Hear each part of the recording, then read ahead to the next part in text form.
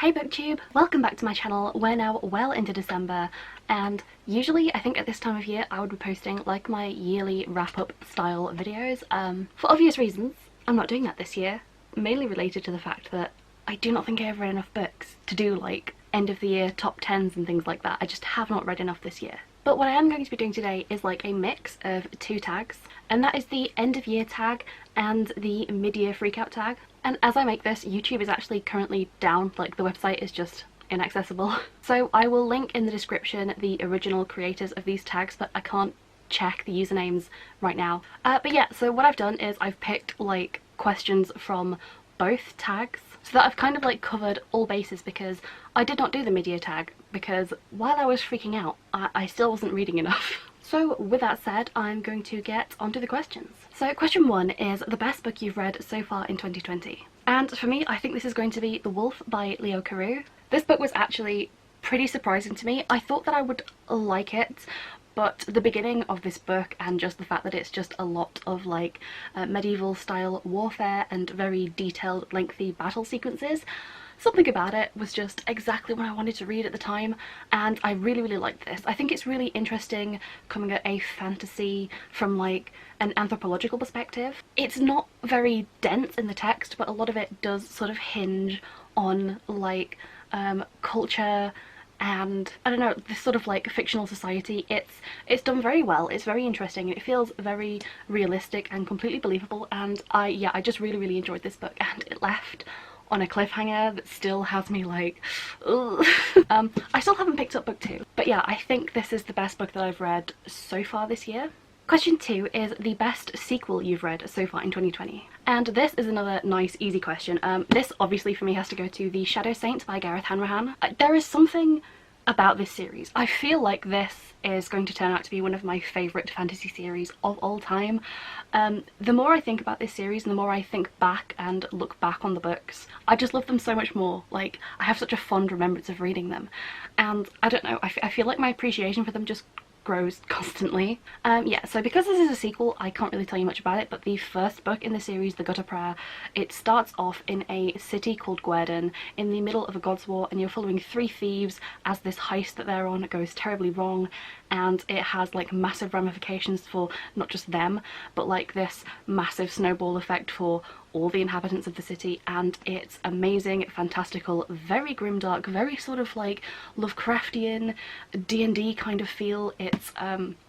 It's very good. It's a completely unique fantasy, and the sequel is so political, and by that I mean it follows an actual election. Like, there's canvassing, there's votes, there's people like petitioning, and it's not political fantasy like Game of Thrones. This is political fantasy like, it's like real world actual sort of like boring politics, but in a fantasy city, and there's like ghouls and men made of worms and weird stuff and magic, and it's fantastic. I loved this. I love this so much, and I can't wait for the 3rd book. Question 3 is, are there any books that you've started this year that you need to finish? Started a lot, not finishing them. I'm tentatively, almost kind of currently, I'm reading a book at the moment, but that's the book I'm currently reading. So other than that, none of the other books I've started this year and DNF'd I plan to finish. So nothing really for this question. Question 4 is, are there any new releases that you're still waiting for or that I haven't read yet? Yes. A lot of the new releases that I was hype about have been pushed back, so things like Empire of the Vampire, Outlaw Empire, trying to think of others. I know there are others, but yeah, they've been pushed back into 2021. And any that I did get that did come out, I still have yet to read. I'm trying to think of some, like The Girl in the Stars is one, Ruthless Gods is another. I'll get there, just maybe not anytime soon. Question 5 is, do you have any seasonal books planned for the end of the year? And I always interpret this question sort of as, are you reading any books that are like appropriate for the season that you're reading them in? So like autumnal or winter books. And I normally do, but right now, obviously, not specifically. I just plan to sort of mood read for right now, just that it's like easier on me. But the season definitely will influence what I pick, like it always does. I can't really read a very summery book in the middle of winter. It just, my brain just doesn't want that. I don't have anything planned. I am technically reading seasonally, but I'm not picking anything ahead of time. Does that make sense? I'm not setting a TBR. If I'm honest, my brain just wants to reread the Gutter Prayer, but we'll see how it goes. I keep getting an itch to pick up The Eye of the World because, like, big fantasy reminds me of Christmas sometimes. But again, I don't think my brain is quite up to scratch for that right now, so we'll see. Question 6 is most beautiful book you've bought so far this year. All the books I'm thinking of for this, I either haven't like unboxed yet, they're like boxed up in there because I haven't like done a haul yet, or it's really high on my shelf above my desk and I can't reach it. So I was thinking of the new Lives of Saints by Leigh Bardugo. Again, The Betrayals by Bridget Collins. The Betrayals is kind of like a twin cover to this, so it looks very similar to this, and it has like pink sprayed edges and it's very pretty, but I don't have it on hand. So I feel like they're the real answers to these questions, but like what am I picking in the meantime? Because I can't show you any of those because I just can't get them. This is not going well. Okay, I managed to go and get one. I haven't hauled this yet, so you'll probably see this in like a future video. So this is, I think this is the Illumicrate or Owlcrate, I don't recall which, version of The Lives of Saints by Leigh Bardugo. So it has like this very nice artwork on both the front and the back. I'm much more partial to this one.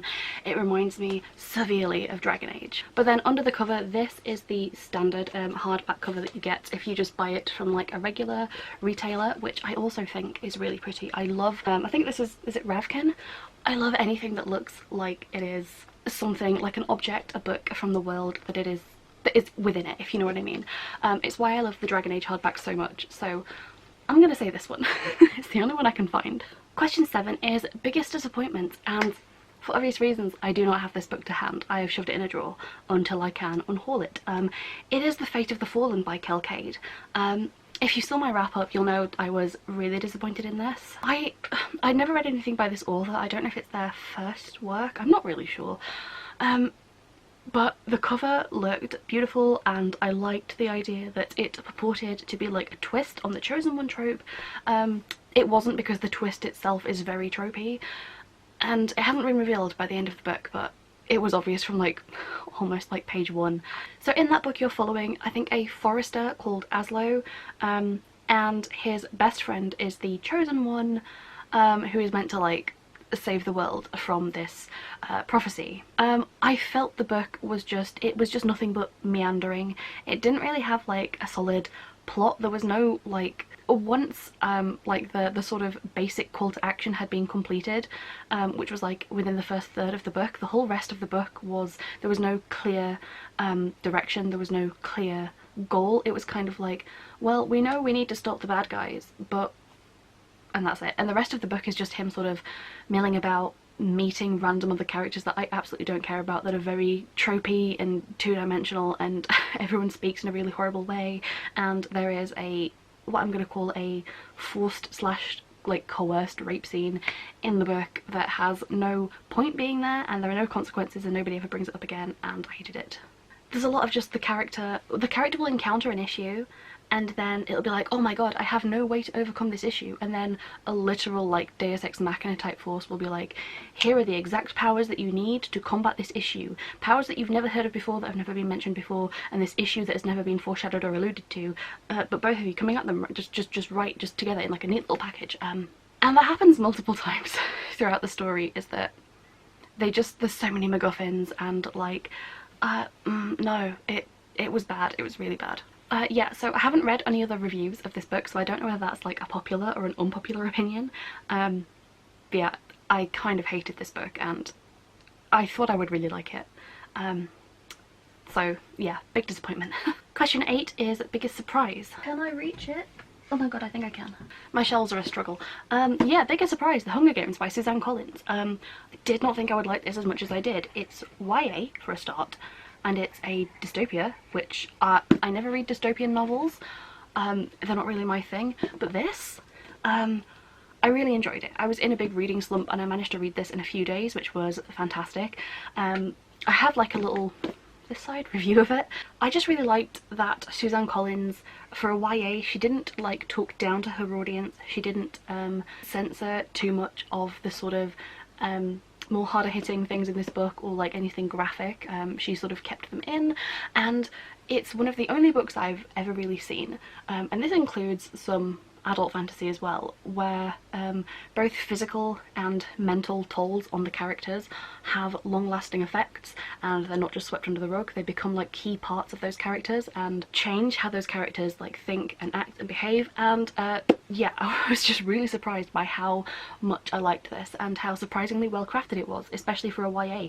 I don't think I should have to say that, because I feel like that kind of like puts YA down a little bit, but I think there is kind of like a big ongoing issue in YA in the way it's marketed right now, and I think this is just a really good example of what YA can be. And yeah, so as I said, it surprised me. Can you see that if I leave it there, it's fine.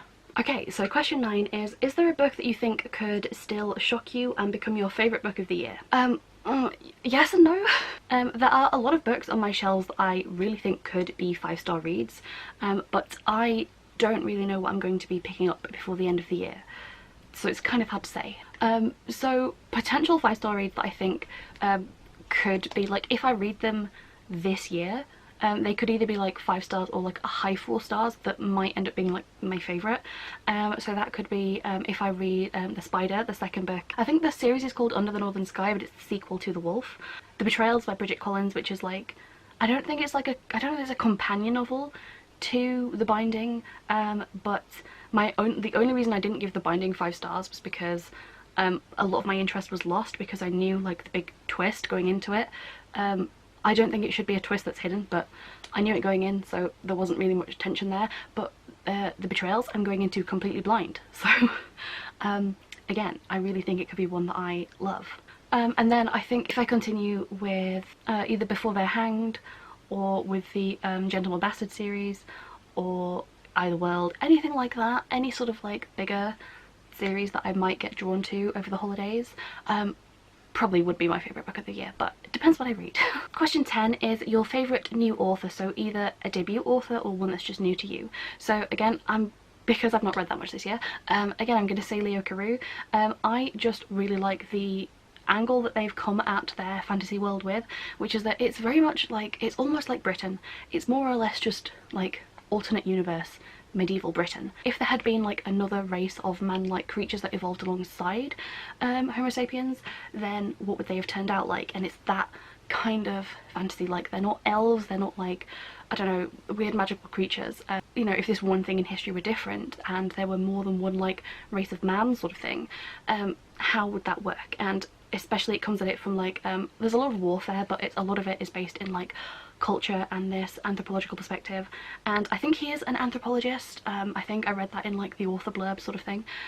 So yeah, it's just a different take on fantasy.